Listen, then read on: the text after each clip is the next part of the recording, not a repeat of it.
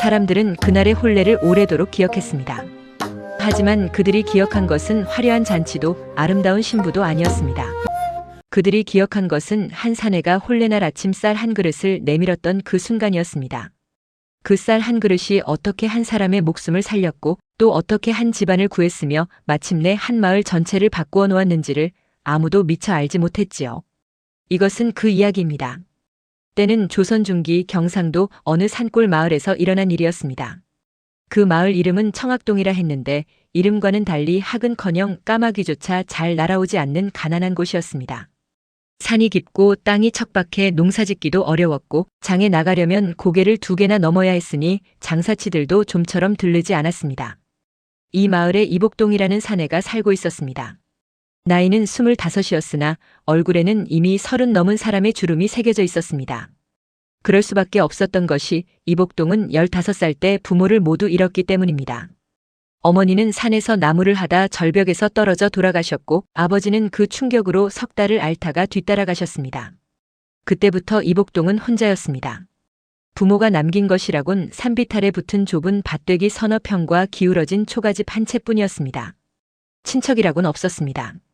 아버지는 먼 북쪽에서 떠돌다 이 마을에 정착한 사람이었고 어머니는 이웃마을 출신이었으나 혼인하며 친정과 연을 끊었다고 했습니다.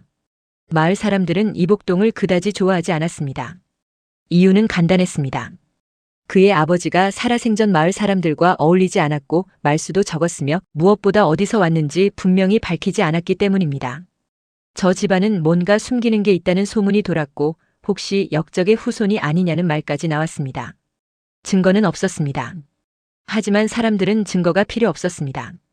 이복동의 아버지가 양반도 아니고 상놈도 아닌 어중간한 행색으로 마을에 들어왔다는 것만으로도 충분했습니다.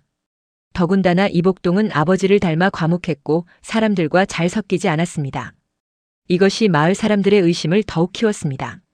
저 녀석 아버지처럼 뭔가 숨기고 있어. 혼자 산속에서 뭘 하는지 모르겠어. 밤중에 불빛이 보인다던데. 책을 읽는다더라. 상놈 주제에 글을 안다는 것부터가 수상하지 않나. 이런 소문들이 이복동을 따라다녔습니다. 사실 이복동이 글을 아는 것은 맞았습니다. 아버지가 살아계실 때 천자문과 소학을 가르쳐 주셨고 밤이면 촛불을 켜고 함께 책을 읽곤 했습니다.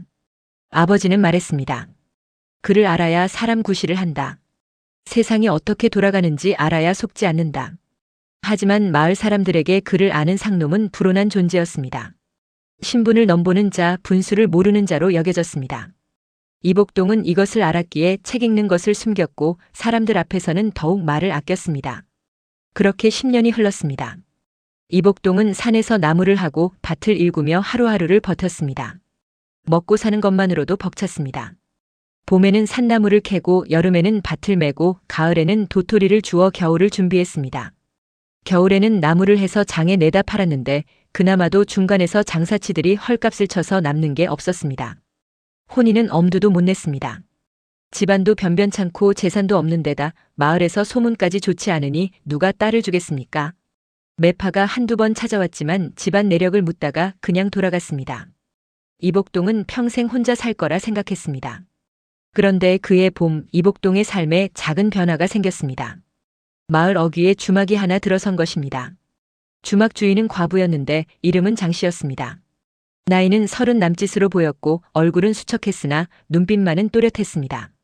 남편이 병으로 죽은 후 고향을 떠나 이 마을에 정착했다고 했습니다. 마을 사람들은 처음에는 반겼습니다. 주막이 생기면 지나가는 나그네들이 머물 것이고 그러면 마을에도 돈이 돌 거라 생각했습니다.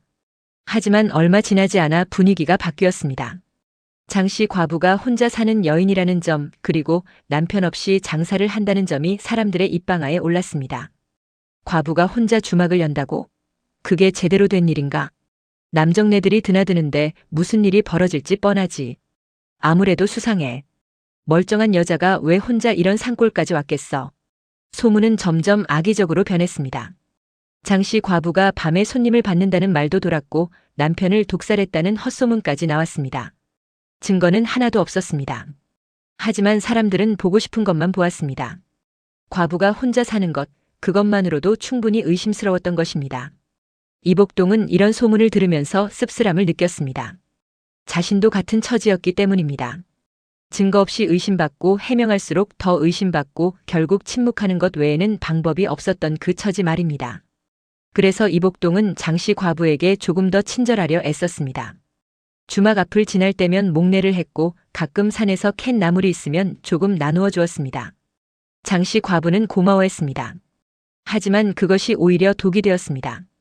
마을 사람들이 수군거리기 시작한 것입니다. 이복동이 과부 주막에 드나든데 뭐 좋은 일이야 있겠어. 둘 다 외톨이니까 서로 끌리는 거지. 저런 것들끼리 붙으면 마을에 좋을 게 없어. 이복동은 이런 말들을 들었지만 개의치 않았습니다. 그는 이미 오래전부터 마을 사람들의 시선에 무뎌져 있었습니다. 하지만 장씨 과부는 달랐습니다. 그녀는 아직 이 마을에서 자리를 잡지 못한 상태였고 소문은 그녀의 생계를 위협했습니다. 손님들이 줄어들기 시작했고 장에서 물건을 사려 해도 사람들이 외면했습니다. 어느 날 장씨 과부는 이복동에게 말했습니다. 이서방님 미안하지만 앞으로는 여기 오지 마시오. 사람들 입에 오르내리면 저도 이서방님도 좋을 게 없으니. 이복동은 고개를 끄덕였습니다. 알겠소. 나도 그게 좋겠다 싶었소. 그렇게 둘은 거리를 두었습니다. 하지만 마음속으로는 서로에게 연민을 느끼고 있었습니다. 같은 처지, 같은 외로움을 아는 사람끼리의 조용한 연대였습니다. 그해 여름 마을에 큰 가뭄이 들었습니다. 5월 내내 비 한 방울 내리지 않았고 6월에 접어들자 논바닥이 갈라지기 시작했습니다. 사람들은 기우제를 지냈지만 소용없었습니다. 하늘은 청명하기만 했고 해는 뜨겁게 내리쪼았습니다. 7월이 되자 마을은 아비규환이 되었습니다. 농사는 망했고 식량은 바닥났습니다. 부유한 집안은 그나마 비축해둔 곡식이 있었지만 가난한 집안은 하루하루가 지옥이었습니다. 사람들은 산에 올라 풀뿌리를 캐고 나무 껍질을 벗겨 먹었습니다. 이복동의 형편도 마찬가지였습니다. 봄에 심어둔 조가 모두 말라 죽었고 밭의 채소들도 시들었습니다. 그는 하루에 한 끼만 먹으며 버텼습니다. 쌀은 얼마 남지 않았고 그나마도 아껴야 했습니다. 그런데 그때였습니다. 마을에 이상한 소문이 돌기 시작했습니다. 주막 과부가 귀신을 본다는 소문이었습니다. 처음에는 누군가의 농담쯤으로 여겨졌지만 점차 구체적인 이야기들이 나왔습니다. 밤중에 주막에서 여자 울음소리가 들린대. 과부가 혼자 중얼거리며 제사를 지낸대. 이상한 냄새가 난다더라. 뭔가를 태우는 냄새. 사람들의 상상력은 끝이 없었습니다. 어떤 이는 과부가 죽은 남편의 혼령을 불러낸다고 했고 어떤 이는 무당짓을 한다고 했습니다. 심지어는 과부가 사람을 저주한다는 말까지 나왔습니다. 사실은 이러했습니다. 장씨 과부는 가끔 죽은 남편을 위해 작은 제사를 지냈습니다. 혼자 살아가는 것이 외롭고 힘들 때 남편의 위패 앞에서 절을 하고 눈물을 흘렸습니다. 그리고 남편이 생전에 좋아하던 쑥을 태워 향 대신 사용했습니다. 지극히 평범한 일이었습니다. 하지만 마을 사람들에게는 섬뜩한 일로 비쳤습니다. 소문이 퍼지자 주막은 완전히 파리를 날렸습니다. 지나가던 나그네들조차 이 마을 주막은 피해갔습니다. 장씨 과부는 절망했습니다. 장사도 안 되고 사람들은 자신을 귀신 보듯 하고 이러다간 굶어 죽겠다 싶었습니다. 어느 날 밤 장씨 과부는 결심했습니다. 이 마을을 떠나기로 한 것입니다. 어차피 여기서는 살 수 없다고 판단했습니다. 그녀는 짐을 쌌습니다. 가진 것이 많지 않아 보따리 하나면 충분했습니다. 내일 새벽에 떠나기로 했습니다. 하지만 그날 밤 예상치 못한 일이 벌어졌습니다. 마을의 부잣집 아들인 김진사댁 도련님이 주막 문을 두드린 것입니다. 김진사는 마을에서 가장 부유한 양반이었고 그의 아들 김수아는 22살의 멀쩡한 총각이었습니다. 이번 가을에 혼례를 앞두고 있었습니다. 장씨 과부는 놀라서 문을 열었습니다. 이 밤중에 무슨 일이십니까? 김수아는 얼굴이 붉게 상기되어 있었습니다. 술 냄새가 났습니다. 술 한 잔 더 먹고 싶소. 문을 열어주시오. 장씨 과부는 난처했습니다. 양반댁 도련님을 함부로 대할 수도 없었고 그렇다고 이 밤중에 술을 내주는 것도 꺼림칙했습니다. 더군다나 소문까지 안 좋은 상황에서 양반 총각과 단둘이 있다가는 무슨 말이 나올지 뻔했습니다. 죄송하지만 이미 문을 닫았습니다. 내일 오시지요. 하지만 김수아는 물러서지 않았습니다. 이봐, 내가 누군 줄 아시오? 김진사댁 아들이요. 술 한 잔 달라는데 못 주겠소? 장씨 과부는 어쩔 수 없이 문을 열었습니다. 김수환이 비틀거리며 안으로 들어왔습니다. 장씨 과부는 재빨리 술상을 차려내왔습니다. 빨리 먹고 가시기를 바라는 마음이었습니다. 하지만 김수아는 술을 마시면서 이상한 말을 하기 시작했습니다. 과부님 혼자 사시기 외롭지 않소? 세상 참 각박하지요. 과부 혼자 사는 게 얼마나 힘들겠소. 그러면서 자꾸 장씨 과부 쪽으로 다가앉으려 했습니다. 장씨 과부는 경계했습니다. 도련님 술 다 드셨으면 이만 돌아가시지요. 그러자 김수환이 갑자기 손을 뻗었습니다. 장씨 과부의 손목을 잡으려 한 것입니다. 장씨 과부는 깜짝 놀라 뒤로 물러섰고 김수환은 중심을 잃고 비틀거렸습니다. 바로 그때 주막 문이 벌컥 열렸습니다. 이복동이었습니다. 그는 산에서 나무를 하고 내려오다가 주막에 불이 켜진 것을 보고 이상하게 여겨 들른 것이었습니다.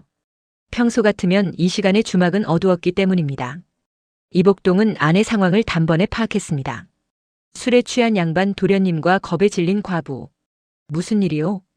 이복동의 목소리는 낮고 단호했습니다. 김수아는 화들짝 놀라 고개를 돌렸습니다. 뭐야? 누구야? 이복동이라 하오. 도련님 밤이 깊었으니 돌아가시는 게 좋겠소. 김수아는 술기운에 허세를 부렸습니다. 이봐 상놈 주제에 나한테 명령하는 거요? 내가 김진사댁 아들인 줄 알고.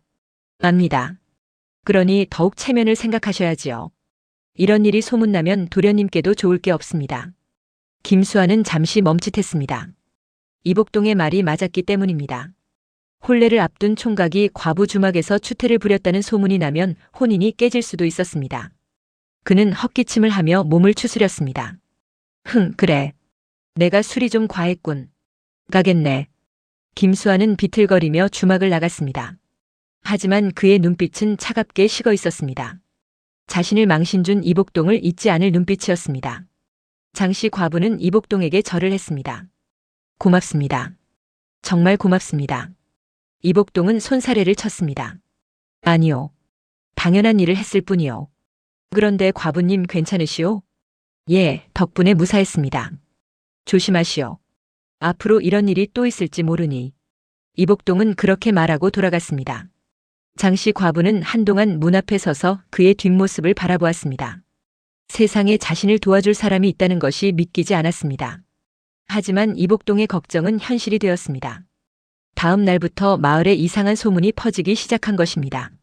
누가 퍼뜨렸는지는 몰라도 소문의 내용은 이랬습니다. 이복동과 과부가 밤중에 정을 통했대. 양반 도련님이 목격했다는군. 역시 저런 것들끼리 붙는 거야. 소문은 순식간에 퍼졌습니다. 사람들은 흥분했습니다.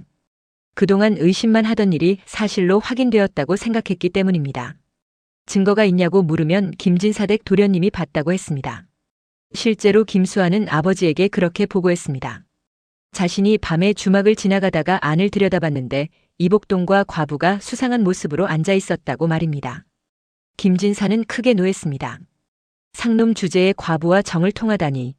풍기를 어지럽히는 것들 같으니. 마을 사람들도 들끓었습니다. 저런 것들을 그냥 둬서는 안 돼. 마을에서 내쫓아야 해. 본때를 보여줘야지. 이복동과 장씨 과부는 황당했습니다. 억울했습니다. 하지만 해명할 방법이 없었습니다. 오히려 해명하려 하면 할수록 더 의심을 샀습니다. 결백하면 뭐가 두려워서 그렇게 변명을 하나? 사흘 후 마을의 원로들이 모였습니다. 김진사가 주도했습니다. 이복동과 과부를 불러 문초해야 하오. 이복동과 장씨 과부는 마을 어귀 정자나무 아래로 끌려왔습니다. 사람들이 빙 둘러섰습니다. 김진사가 높은 곳에 앉아 내려다보았습니다. 이복동 사실대로 말하라. 그날 밤 주막에서 무슨 일이 있었느냐? 이복동은 사실대로 대답했습니다. 도련님이 술에 취해 과부님을 괴롭히는 것을 보고 말렸을 뿐입니다. 거짓말 마라. 우리 아들이 분명히 봤다. 내가 과부와 정을 통하는 것을. 그런 일 없습니다. 도련님이 취해서 잘못 본 것입니다. 뭐라? 내가 감히 양반을 거짓말쟁이로 모는 게냐? 사람들이 웅성거렸습니다. 저것 봐, 뻔뻔하게 부인하네. 양반님 말씀이 틀릴 리가 없지. 장씨 과부도 사실대로 말했습니다. 이 서방님은 저를 도와주셨을 뿐입니다. 아무 일도 없었습니다. 하지만 사람들은 믿지 않았습니다. 과부가 무슨 말을 믿어? 둘이 짜고 거짓말하는 거지. 김진사는 결론을 내렸습니다. 풍기문란죄로 두 사람을 마을에서 내쫓는다. 사흘 안에 짐을 싸서 떠나라. 이복동은 절규했습니다. 억울합니다. 아무 일도 없었습니다. 하지만 소용없었습니다. 사람들은 이미 결론을 내린 상태였습니다. 그들이 원한 것은 진실이 아니라 마을의 질서였고 그 질서를 어지럽혔다고 낙인 찍힌 자들을 내쫓는 것이었습니다. 그날 밤 이복동은 집으로 돌아와 멍하니 앉아 있었습니다. 25해를 살아온 이 땅에서 쫓겨나야 한다는 사실이 믿기지 않았습니다. 어디로 가야 할지, 무엇을 하며 살아야 할지 막막했습니다. 그때 문을 두드리는 소리가 났습니다. 장씨 과부였습니다. 그녀의 얼굴은 눈물로 범벅이 되어 있었습니다. 이서방님 정말 미안합니다. 제 때문에 이런 일을 당하셨습니다. 이복동은 고개를 저었습니다. 과부님 잘못이 아니오. 원래 이런 세상이요. 어디로 가실 겁니까? 모르겠소. 일단 떠나야지요. 저도 떠날 겁니다. 함께 가면 안 될까요? 이복동은 잠시 망설였습니다. 하지만 이내 고개를 끄덕였습니다. 그러시오. 어차피 둘 다 갈 곳 없는 신세, 함께 가는 게 나을 것 같소. 사흘 후 이복동과 장씨 과부는 마을을 떠났습니다. 사람들은 그들을 배웅하지 않았습니다. 오히려 침을 뱉고 욕을 퍼부었습니다. 두 사람은 고개를 숙인 채 걸었습니다. 그들은 남쪽으로 향했습니다. 어디로 가야 할지 몰랐지만 일단 걸었습니다. 고개를 넘고 또 넘었습니다. 사흘을 걸어 어느 큰 마을에 도착했습니다. 거기서 하룻밤 묵을 곳을 찾았지만 여의치 않았습니다. 사람들이 그들을 수상하게 보았기 때문입니다. 결국 그들은 마을 외곽의 빈 사당에서 밤을 보냈습니다. 춥고 배고팠습니다. 이복동이 가져온 쌀이 조금 있었지만 불을 피울 곳이 없었습니다. 둘은 그냥 잠을 청했습니다. 다음 날 아침 이복동은 마을에 들어가 일거리를 찾았습니다. 힘쓰는 일이라면 무엇이든 하겠다고 했습니다. 어느 집에서 땔감을 패는 일을 시켰습니다. 하루 종일 일해서 받은 품삯은 쌀 한 대가 전부였습니다. 그렇게 한 달이 지났습니다. 두 사람은 그 마을 근처에 머물며 품팔이로 하루하루를 버텼습니다. 하지만 상황은 나아지지 않았습니다. 오히려 악화되었습니다. 마을 사람들이 그들을 의심하기 시작한 것입니다. 저 둘 부부도 아닌데 함께 다니네. 뭔가 수상해. 도둑질이라도 하는 거 아닌가? 또다시 소문이었습니다.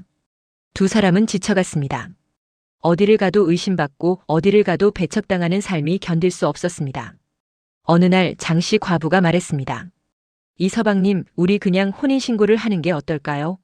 그러면 적어도 동거하는 것이 정당하지 않겠습니까? 이복동은 놀랐습니다. 과부님, 그게 무슨 말씀이요? 저는 진심입니다. 이서방님은 저를 도와주셨고 저는 이서방님께 빚을 졌습니다. 함께 살아가는 것이 서로에게 도움이 될 것 같습니다. 이복동은 망설였습니다. 자신은 장씨 과부를 사랑하지 않았습니다. 그저 동병상련의 정이 있을 뿐이었습니다. 하지만 현실적으로 생각해보니 장씨 과부의 말이 맞았습니다. 혼인을 하면 적어도 의심의 눈초리를 덜 받을 것이었습니다. 알겠소. 그렇게 하겠소. 두 사람은 관아에 가서 혼인신고를 했습니다. 증인도 없고 잔치도 없는 초라한 혼인이었습니다. 관리는 귀찮은 듯 서류에 도장을 찍어주었습니다. 그날부터 이복동과 장씨는 부부가 되었습니다. 하지만 여전히 삶은 팍팍했습니다. 둘이 벌어도 먹고 사는 것이 빠듯했습니다. 겨울이 다가오자 더욱 어려워졌습니다. 그때 이복동은 결심했습니다. 한양으로 가기로 한 것입니다. 큰 도시에 가면 일거리가 많을 것이고 아무도 자신들을 모르니 새롭게 시작할 수 있을 거라 생각했습니다. 여보, 한양으로 갑시다. 장씨는 불안했습니다. 한양이요? 그렇게 먼 곳을 우리가 감당할 수 있을까요? 여기 있어봤자 달라질 게 없어. 차라리 새로운 곳에서 새로 시작하는 게 나을 것 같소. 장씨는 남편의 손을 꼭 잡았습니다. 알겠어요. 당신이 가자면 가겠어요. 두 사람은 다시 길을 떠났습니다. 이번에는 북쪽으로 한양을 향해 걸었습니다. 보름을 걸어 한양에 도착했습니다. 커다란 성벽과 빼곡한 집들, 북적이는 사람들. 이복동과 장씨는 넋을 잃고 바라보았습니다. 하지만 현실은 냉혹했습니다. 한양은 기회의 땅이 아니라 경쟁의 땅이었습니다. 일자리를 구하려면 줄을 서야 했고 줄을 서도 차례가 오지 않았습니다. 방을 구하려 해도 돈이 없으면 거들떠보지도 않았습니다. 결국 두 사람은 청계천 근처에 판잣집 하나를 얻었습니다. 비가 새고 바람이 들어오는 누추한 곳이었지만 그나마 머리를 뉘일 곳이 있다는 것에 감사했습니다. 이복동은 날품 팔이를 시작했습니다. 새벽부터 나가 저녁까지 일했습니다. 짐을 나르고 땅을 파고 집을 고치고 무엇이든 했습니다. 장 씨는 바느질로 돈을 벌었습니다.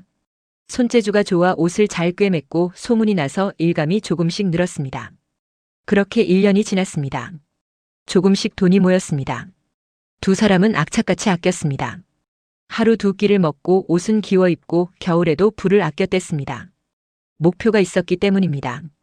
작은 가게를 차리는 것, 그것이 그들의 꿈이었습니다. 2년째 되는 해봄 드디어 가게를 열었습니다. 청계천 근처의 작은 국밥집이었습니다.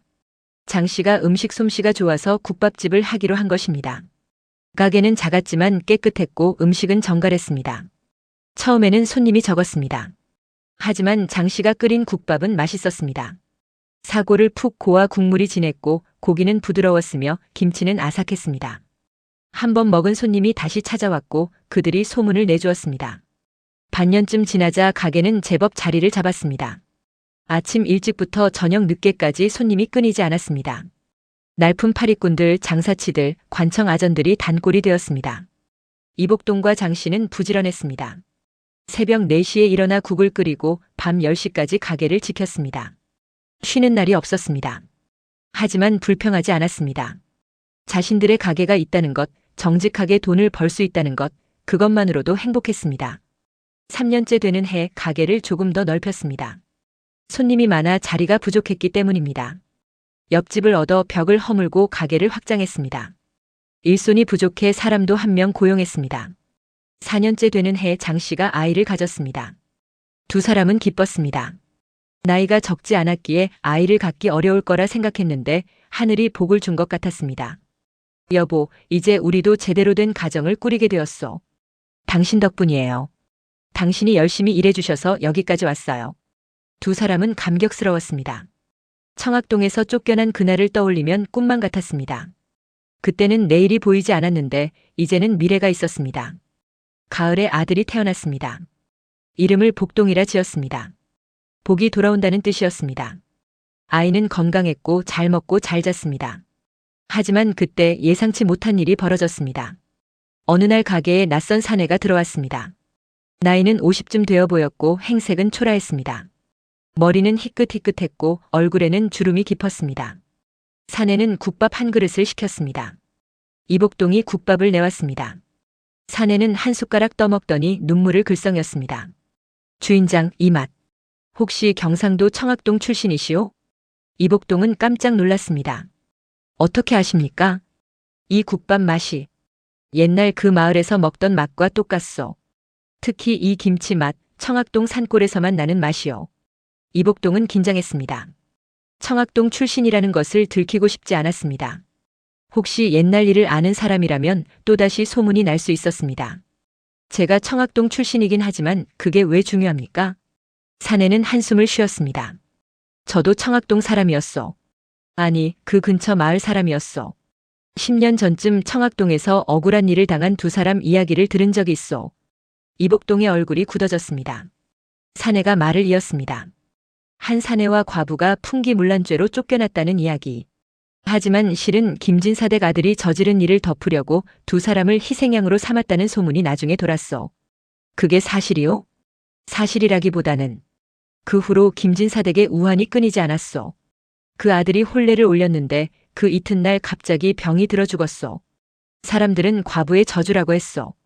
그 후로 김진사 집안이 망했다고 들었어. 이복동은 말문이 막혔습니다. 자신을 모함했던 김수환이 죽었다는 소식이 기쁘지도 슬프지도 않았습니다. 그저 허망했습니다. 그런 일이 있었군요. 사내는 국밥을 다 먹고 일어났습니다. 주인장, 과거는 과거고 이제 앞만 보고 사시오. 이렇게 훌륭한 가게를 꾸리셨으니 복 받으실 겁니다. 사내는 돈을 내고 나갔습니다. 이복동은 한동안 멍하니 서 있었습니다. 그날 밤 이복동은 장 씨에게 그 이야기를 했습니다. 장 씨도 놀랐습니다. 여보, 그게 정말 사실일까요? 모르겠어. 하지만 이제 중요하지 않소. 우리는 새 삶을 살고 있으니까. 장 씨는 남편의 손을 잡았습니다. 맞아요. 이제 우리는 다시 시작했어요. 그 후로 세월이 흘렀습니다. 가게는 더욱 번창했습니다. 아들 복동이도 무럭무럭 자랐습니다. 총명하고 착한 아이였습니다. 5년이 지나자 이복동은 가게를 2개 더 냈습니다. 한양에서 제법 이름 있는 국밥집 주인이 되었습니다. 돈도 많이 벌었습니다. 하지만 교만하지 않았습니다. 가난했던 시절을 잊지 않았기 때문입니다. 이복동과 장 씨는 가난한 사람들을 도왔습니다. 배고픈 사람이 가게에 오면 공짜로 밥을 주었습니다. 거지들에게도 인색하지 않았습니다. 사람들이 물었습니다. 주인장, 왜 그렇게 가난한 사람들을 많이 도와주십니까? 이복동은 대답했습니다. 저도 옛날에 도움을 받았기 때문입니다. 그리고 이복동은 생각했습니다. 청학동에서 쫓겨나던 그날 장씨 과부가 자신에게 손을 내밀어 준 것을, 함께 가자고 했던 그 말을, 그것이 자신의 인생을 바꾼 순간이었습니다. 10년이 흘렀습니다. 이복동은 이제 50살이 넘었습니다. 장씨도 나이가 들었습니다. 하지만 두 사람은 여전히 사이가 좋았습니다. 처음에는 사랑이 아닌 동반자로 시작했지만 세월이 지나며 진정한 부부가 되었습니다. 아들 복동이는 20이 되었습니다. 총명하고 정직한 청년으로 자랐습니다. 아버지의 가게 일을 도우며 장사 수완도 익혔습니다. 어느 날 복동이가 말했습니다. 아버지, 저 혼인하고 싶습니다. 이복동은 기뻤습니다. 그래, 마음에 드는 처자가 있느냐? 네, 이웃떡집 딸입니다. 착하고 부지런합니다. 좋다. 내가 혼인을 준비하마. 이복동은 성대한 혼례를 준비했습니다. 자신은 초라한 혼인을 했지만 아들만큼은 제대로 된 혼례를 치르게 해주고 싶었습니다. 혼례 날이 다가왔습니다. 이복동은 분주했습니다. 음식을 준비하고 손님을 맞이할 준비를 했습니다. 마을 사람들을 모두 초대했습니다. 혼례 전날 밤 이복동은 잠을 이루지 못했습니다. 내일이면 아들이 장가를 가고 자신은 한 단계 더 나이 들 것입니다. 감회가 새로웠습니다. 그때 밖에서 인기척이 났습니다. 누군가 문을 두드렸습니다. 이복동이 문을 열자 누더기를 걸친 노인 한 명이 서 있었습니다. 주인장, 배가 고픕니다. 밥 한 끼만 주시겠습니까? 이복동은 흔쾌히 그를 안으로 들였습니다. 들어오시오. 마침 음식이 많이 준비되어 있어. 노인을 부엌으로 데려가 따뜻한 밥을 주었습니다. 국과 반찬도 푸짐하게 내주었습니다. 노인은 눈물을 흘리며 먹었습니다. 고맙습니다. 정말 고맙습니다. 천만에요. 배부르게 드시오. 노인이 밥을 다 먹고 나서 말했습니다. 주인장, 내일 경사가 있으시다지요? 네, 아들 혼례입니다. 축하드립니다. 그런데 하나 여쭤봐도 되겠습니까? 물으시오. 주인장은 어디 출신이십니까? 이복동은 잠시 망설이다가 대답했습니다. 경상도 청학동입니다. 노인의 눈빛이 변했습니다.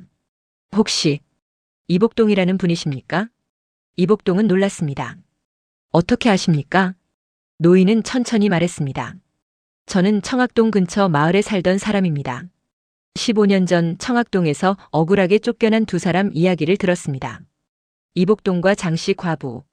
이복동의 가슴이 철렁했습니다. 노인이 말을 이었습니다. 그 후로 청학동에는 좋지 않은 일들이 많이 일어났습니다. 김진사댁 아들이 혼례 이튿날 죽었고 그 집안이 망했습니다. 사람들은 그제야 당신들에게 누명을 씌운 것을 후회했지요. 이복동은 입을 다물었습니다. 노인이 계속했습니다. 그런데 제가 한양에 와서 이 국밥집 소문을 듣고 찾아왔습니다. 혹시나 했는데 정말 이복동 주인장이셨군요. 왜 저를 찾으셨습니까? 노인은 품에서 무언가를 꺼냈습니다. 낡은 편지 한 통이었습니다. 이것은 청학동 마을 사람들이 쓴 편지입니다. 당신께 사과하는 내용입니다. 이복동은 떨리는 손으로 편지를 받았습니다. 펼쳐보니 수십 명의 이름이 적혀 있었고 진심 어린 사과의 말이 담겨 있었습니다. 우리가 잘못했습니다. 당신들은 결백했습니다. 용서해 주십시오. 이복동은 눈물을 흘렸습니다. 15년 만에 받은 사과였습니다. 하지만 이미 자신은 그 세월을 넘어섰습니다. 억울함도 분노도 이미 다 흘려보냈습니다. 고맙습니다. 하지만 이제는 괜찮습니다. 저는 새로운 삶을 살고 있으니까요. 노인은 고개를 끄덕였습니다. 주인장의 마음이 넓으십니다. 그래서 이렇게 복을 받으신 겁니다. 노인은 일어서려 했습니다. 하지만 이복동이 말렸습니다. 어디 가실 곳이 있으십니까? 아니요. 그냥 어디든 가야지요. 그러지 마시고 여기서 주무시고 내일 혼례도 보고 가시오. 손님 한 분 더 모시는 것쯤이야. 노인은 사양했습니다. 이 누추한 몸으로 어찌 경사스러운 자리에. 아닙니다. 오히려 제게 기쁜 일입니다. 옛 고향 소식을 전해주신 분이 계시니 말입니다. 이복동은 노인을 뒷방에 머물게 했습니다. 깨끗한 옷도 내주고 따뜻한 물로 씻을 수 있게 해주었습니다. 노인은 감격했습니다. 다음 날 아침 혼례가 시작되었습니다. 마을 사람들이 모여들었습니다. 이복동의 가게는 한양에서 소문난 곳이었기에 많은 사람들이 축하하러 왔습니다. 관청의 아전들도 왔고 장사치들도 왔고 이웃 사람들도 모두 왔습니다. 신랑 복동이는 말끔한 옷을 입고 서 있었습니다. 신부도 아름다웠습니다. 두 사람은 절을 올렸고 사람들은 박수를 쳤습니다. 잔치상이 차려졌습니다. 이복동과 장씨가 직접 준비한 음식들이었습니다. 국밥은 물론이고 잡채, 전, 나물, 떡, 과일까지 푸짐했습니다. 사람들은 맛있게 먹으며 즐거워했습니다. 잔치가 무르익을 무렵 뒷방에 있던 노인이 나왔습니다. 이복동이 준 깨끗한 옷을 입고 세수를 하고 나니 제법 품위가 있어 보였습니다. 사람들이 수군거렸습니다. 저분은 누구십니까? 이복동이 대답했습니다. 옛 고향분이십니다. 오랜만에 만나 혼례에 모셨습니다. 노인은 신랑 신부 앞으로 걸어갔습니다. 그리고 품에서 무언가를 꺼냈습니다. 작은 주머니였습니다. 신랑 신부에게 작은 축의를 드리고 싶습니다. 주머니를 열자 은자 몇 냥이 들어있었습니다. 노인의 형편으로는 큰돈이었습니다. 이복동이 깜짝 놀라 말렸습니다. 어르신, 이러실 것 없습니다. 이미 오셔서 축하해 주신 것만으로도 충분합니다. 하지만 노인은 고집했습니다. 받으십시오. 이것은 제 마음입니다. 복동이가 정중히 받았습니다. 감사합니다, 어르신. 노인은 복동이를 바라보며 말했습니다. 젊은이, 자네 부친은 훌륭한 분이시네. 억울한 일을 당했지만 원망하지 않고 정직하게 살아오셨지. 자네도 그런 사람이 되게. 복동이는 무슨 말인지 정확히 이해하지 못했지만 고개를 숙여 인사했습니다. 잔치가 끝나갈 무렵 갑자기 밖에서 말발굽 소리가 들렸습니다. 사람들이 웅성거렸습니다. 누가 오는 건가? 문이 열리고 관복을 입은 사내 둘이 들어왔습니다. 뒤따라 군관들도 몇 명 들어왔습니다. 사람들은 긴장했습니다. 관가 사람들이 혼례 잔치에 나타났다는 것은 좋은 일이 아니었기 때문입니다. 관복을 입은 사내 중 한 명이 나섰습니다. 이복동 주인장이 어디 계시오? 이복동이 앞으로 나섰습니다. 제가 이복동입니다. 무슨 일이십니까? 사내는 품에서 문서 하나를 꺼냈습니다. 한성부 판윤 어르신의 명을 받들어 왔소. 주인장을 만나러 왔소이다. 사람들은 더욱 긴장했습니다. 한성부 판윤이라면 한양을 다스리는 최고 책임자였습니다. 무슨 큰일이 난 것일까? 이복동도 불안했습니다. 제가 무슨 잘못을 저질렀습니까? 사내는 고개를 저었습니다. 잘못이 아니라 포상입니다. 포상이요? 그렇소. 주인장께서 지난 10년간 한양의 가난한 백성들에게 베푼 선행이 알려져 판윤 어르신께서 직접 표창을 내리라 하셨소. 이복동은 어안이 벙벙했습니다. 자신이 한 일은 그저 배고픈 사람에게 밥을 준 것뿐이었는데 그것이 포상받을 일이라니 믿기지 않았습니다. 사내가 문서를 펼쳐 읽었습니다. 이복동은 한양에서 국밥집을 운영하며 정직하고 성실하게 살아왔으며 가난한 백성들에게 수없이 밥을 나누어 주고 어려운 이들을 도왔도다. 이에 그 덕행을 기리고자 쌀백석과 무명백피를 하사하노라. 사람들은 박수를 쳤습니다. 이복동은 얼떨떨한 표정으로 서 있었습니다. 장씨는 눈물을 흘렸습니다. 관리가 말했습니다. 축하하오, 주인장. 이것은 주인장께서 받을 자격이 있는 상이요. 이복동은 절을 했습니다. 황송합니다. 제가 한 일은 당연한 일일 뿐인데 이런 상까지 주시니. 아니요. 세상에는 당연한 일을 하지 않는 사람이 더 많소. 주인장은 귀한 분이요.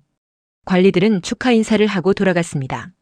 잔치는 다시 시작되었고 사람들은 이복동의 이야기를 나누었습니다. 그날 밤 손님들이 모두 돌아가고 이복동은 장씨와 단둘이 앉아 있었습니다. 두 사람은 말없이 서로를 바라보았습니다. 여보, 우리 참 멀리 왔어.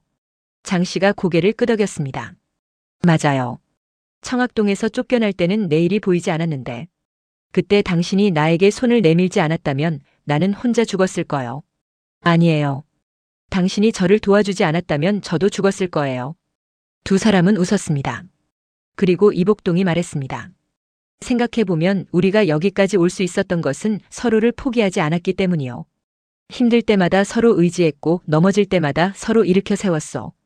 그리고 한 끼 밥의 은혜를 잊지 않았기 때문이에요. 이복동은 고개를 갸우뚱했습니다. 한 끼 밥이요? 네. 당신이 저를 도와줬을 때 제가 당신에게 처음 준 것이 밥 한 끼였잖아요. 그리고 우리는 지금 밥을 팔며 살아가고 있고 또 가난한 사람들에게 밥을 나눠주고 있어요. 모든 것이 밥에서 시작됐어요. 이복동은 그제야 깨달았습니다. 정말 그랬습니다. 밥 한 끼의 은혜가 이렇게 큰 인연으로 이어진 것이었습니다. 맞소. 한 끼 밥이 우리 인생을 바꿨소. 그 후로 세월이 더 흘렀습니다. 이복동과 장씨는 계속해서 가난한 사람들을 도왔습니다.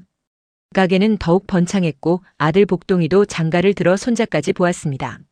그런데 어느 해 겨울 큰 흉년이 들었습니다. 전국적으로 기근이 들어 사람들이 굶주렸습니다. 한양에도 난민들이 몰려들었습니다. 거리에는 굶주린 사람들이 넘쳐났습니다. 이복동은 결단을 내렸습니다. 자신의 가게 3곳을 모두 열어 무료 급식소로 만든 것입니다.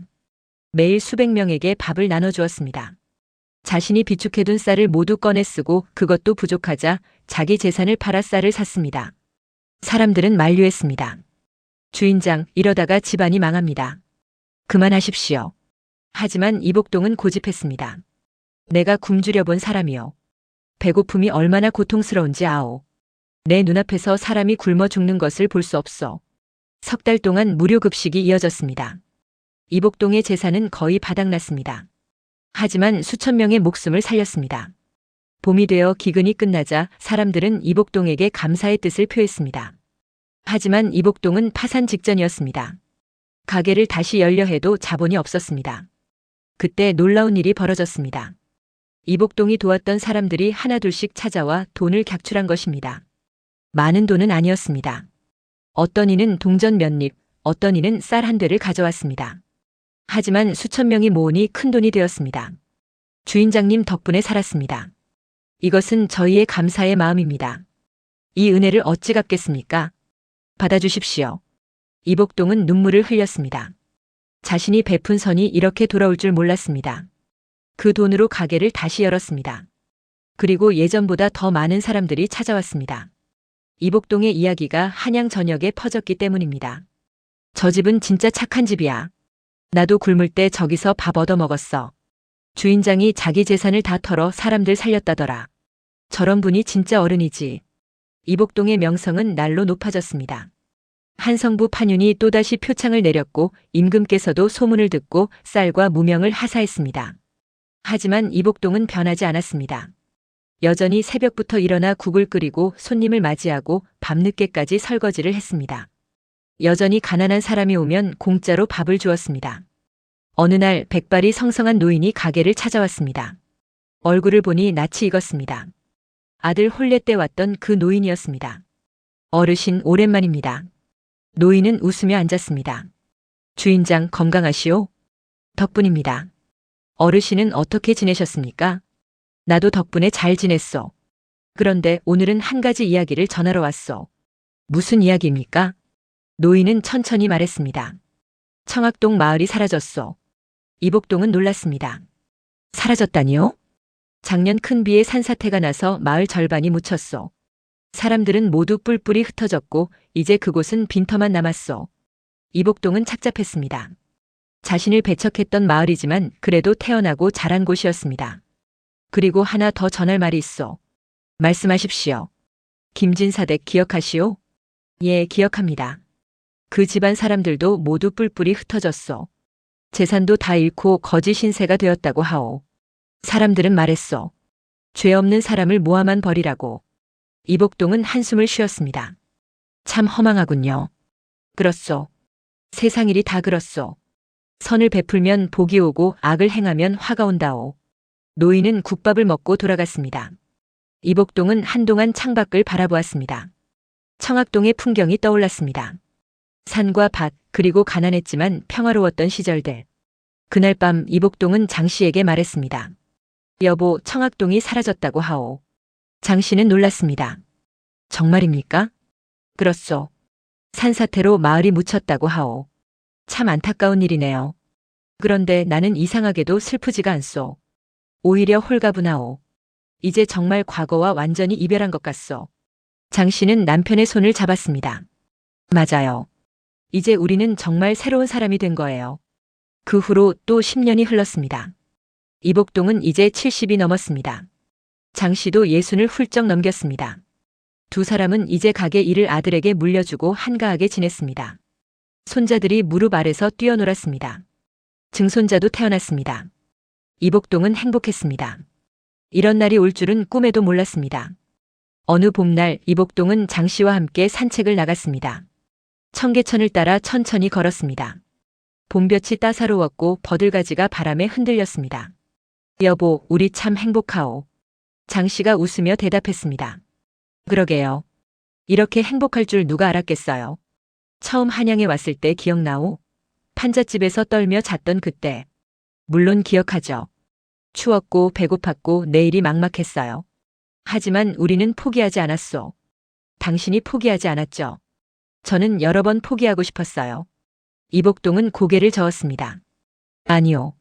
당신도 포기하지 않았소. 우리 둘 다 끝까지 버텼소. 두 사람은 걷다가 벤치에 앉았습니다.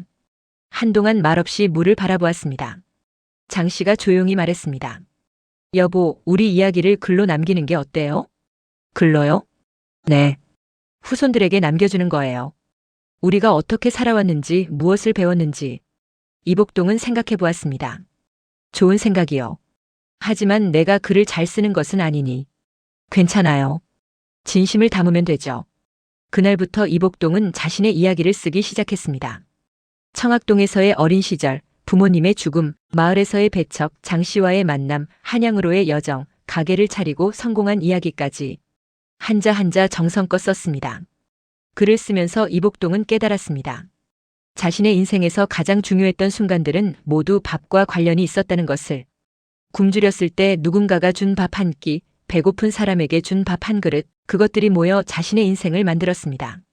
석 달 만에 글을 다 썼습니다. 제목은 이렇게 지었습니다. 한 끼 밥의 은혜. 이복동은 글을 아들에게 주었습니다. 이것을 잘 보관해라. 그리고 내 자식들에게도 전해주거라. 아들 복동이는 글을 읽고 눈물을 흘렸습니다. 아버지, 이렇게 힘든 삶을 사셨군요. 저는 몰랐습니다. 힘들었지만 보람 있었다. 그리고 후회는 없다. 아버지가 가르쳐 주신 것을 저도 제 아이들에게 가르치겠습니다. 무엇을 가르칠 것이냐? 사람을 겉모습으로 판단하지 말 것, 어려운 사람을 외면하지 말 것, 그리고 한 끼 밥의 은혜를 잊지 말 것입니다. 이복동은 만족스러웠습니다. 자신이 배운 것을 아들이 이해했고 또 대대로 전해질 것이기 때문입니다. 그해 겨울, 이복동은 병을 얻었습니다. 오래 앓지는 않았습니다. 한 달쯤 누워있다가 조용히 눈을 감았습니다. 가족들이 모두 지켜보는 가운데 평화롭게 떠났습니다. 마지막 순간 이복동은 장 씨의 손을 잡고 말했습니다. 여보, 고마웠어. 당신 덕분에 행복했어. 장 씨는 눈물을 흘리며 대답했습니다. 저야말로 고마웠어요. 당신 덕분에 살았어요. 다음 생에서 또 만나오. 꼭 만나요. 이복동은 미소를 지으며 눈을 감았습니다. 장례는 성대했습니다. 한양에 수많은 사람들이 조문을 왔습니다. 가난한 사람, 부유한 사람, 양반, 상놈 할 것 없이 모두 왔습니다. 이복동이 도왔던 사람들이었습니다. 사람들은 말했습니다. 저분은 진정한 어른이셨다.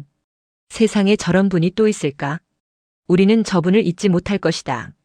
이복동의 이야기는 입에서 입으로 전해졌습니다. 한양을 넘어 전국으로 퍼졌습니다.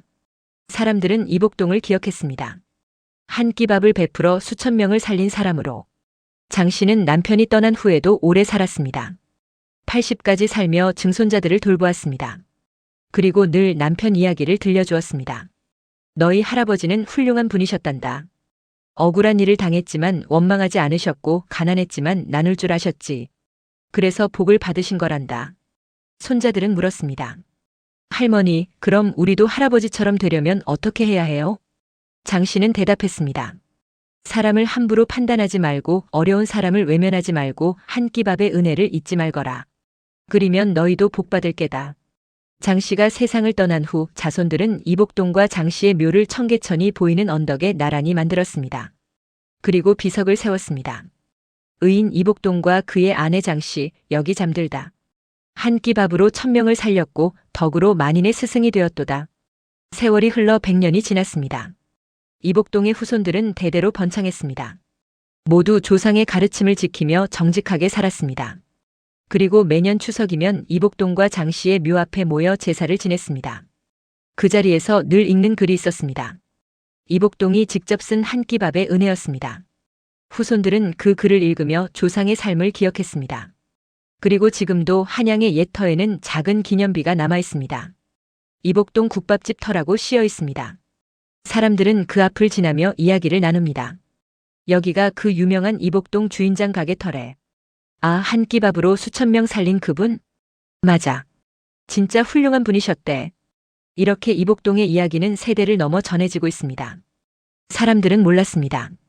이복동이 처음 장씨를 도왔을 때 그것이 자신의 운명을 바꿀 줄을. 장씨가 이복동에게 손을 내밀었을 때 그것이 수천 명의 목숨을 살릴 인연의 시작일 줄을. 하지만 이복동은 알고 있었습니다. 한 끼 밥이 얼마나 소중한지를. 굶주린 사람에게 밥 한 그릇이 얼마나 큰 은혜인지를. 그리고 그 은혜가 얼마나 큰 힘을 가지는지를. 세상은 각박합니다. 사람들은 서로를 의심하고 판단하고 배척합니다. 겉모습만 보고 본질을 놓칩니다. 소문만 듣고 진실을 외면합니다. 하지만 그럴수록 더 중요한 것이 있습니다. 사람을 사람으로 대하는 것, 어려운 일을 외면하지 않는 것, 작은 선을 베푸는 것입니다. 이복동과 장씨의 이야기가 우리에게 가르쳐주는 것은 바로 이것입니다. 한 끼 밥 같은 작은 선이 모여 큰 복이 된다는 것. 오늘 베푼 작은 친절이 내일 자신을 구할 수 있다는 것. 그리고 진정한 덕은 결코 헛되지 않는다는 것.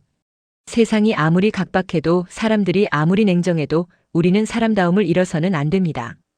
겉모습으로 사람을 판단해서도 안 되고 소문만 듣고 진실을 외면해서도 안 됩니다. 배고픈 사람에게 밥 한 끼를 건네는 손길, 억울한 사람을 도와주는 용기, 어려운 일을 외면하지 않는 마음. 이런 작은 선들이 모여 세상을 조금씩 바꿉니다. 이복동은 평범한 사람이었습니다. 특별한 재능도 뛰어난 능력도 없었습니다. 하지만 한 가지는 가지고 있었습니다. 사람을 사람으로 대하는 마음, 어려운 일을 외면하지 않는 양심, 받은 은혜를 잊지 않는 감사함. 그것만으로도 충분했습니다. 억울한 누명을 쓰고 쫓겨났지만 원망하지 않았고, 가난했지만 나눌 줄 알았고, 성공했지만 교만하지 않았습니다. 그래서 복을 받았습니다. 장씨도 마찬가지였습니다. 과부라는 이유로 멸시받았고 의심받았고 배척당했습니다. 하지만 절망하지 않았습니다. 이복동이라는 동반자를 만나 함께 일어섰습니다. 그리고 끝까지 남편을 믿고 지지하고 함께 걸었습니다. 두 사람의 인연은 한 끼 밥에서 시작되었습니다.